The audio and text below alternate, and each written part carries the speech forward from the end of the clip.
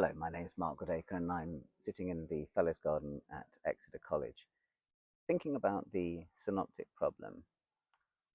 One of the questions that frequently gets raised about the idea that Luke used Matthew is, if Luke used Matthew, why has he destroyed Matthew's beautiful discourses? Part of the answer, of course, is in the question itself. They're Matthew's discourses.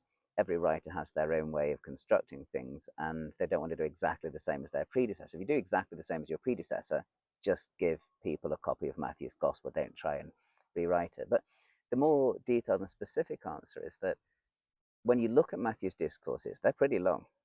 So take the Sermon on the Mount, 138 verses. It goes on for 3 chapters in our contemporary Bibles.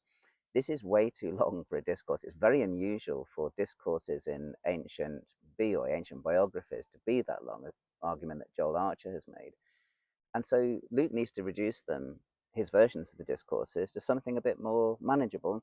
By doing that, he creates a sense of, I think, biographical plausibility. He wants a narrative that flows. You don't want discourses that go on and on and on and on, and you forget where you are in the action.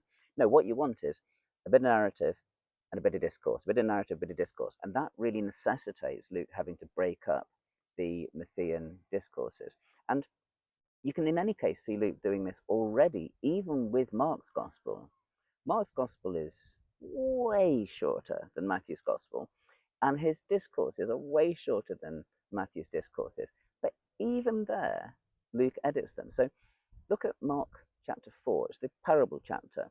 Mark spends 34 verses, Mark 4, 1 to 34, narrating Jesus telling parables. Parable of the sower, parable of the lamp, parable of the seed growing secretly, and so on.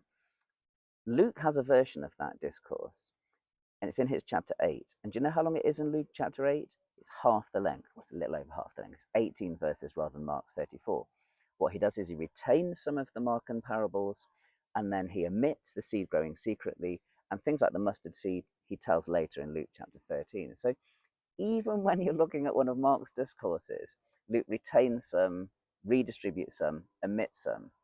If he does that with a short discourse in Mark, how much more likely is he to have done it with a massive discourse like the Sermon on the Mount in Matthew 5 to 7?